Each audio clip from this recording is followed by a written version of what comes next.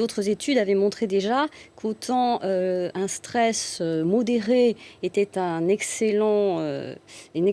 outil de motivation pour le cerveau et pour la performance, autant un stress intense et de longue durée, au contraire, est néfaste à la fois pour la performance finalement et bien sûr pour l'état de santé. Il est certain que par exemple quand on travaille 55 heures et plus,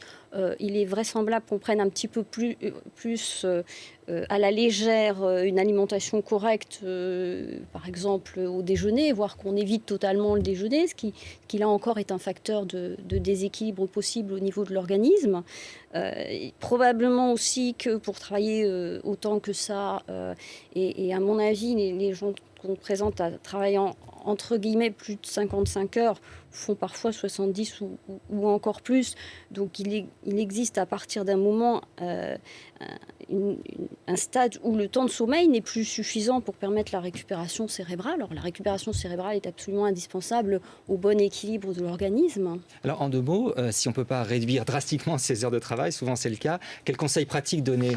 aux salariés ? Déjà, avoir une vie saine par ailleurs, c'est-à-dire éviter évidemment tous les autres facteurs de risque cardiovasculaire, en particulier le tabac qui est extrêmement pourvoyeur de ces maladies. Et puis je dirais tout ce qui se fume entre guillemets, parce que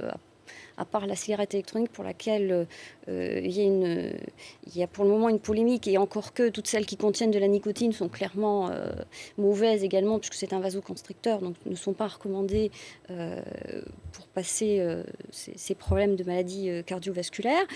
Une alimentation saine, avoir une activité physique régulière, modérée mais régulière, puisqu'on a montré aussi qu'un stress d'activité physique trop important n'est pas bon non plus, c'est-à-dire qu'il vaut mieux, on estime l'idéal entre 2 à 3 heures de sport bien répartis dans la semaine, plutôt que des à-coups mensuels par exemple. Et évidemment, pour les gens qui ont plus de 50 ans, avant de se remettre au sport, demander un avis médical, puisqu'on peut avoir à ce moment-là de très mauvaises surprises.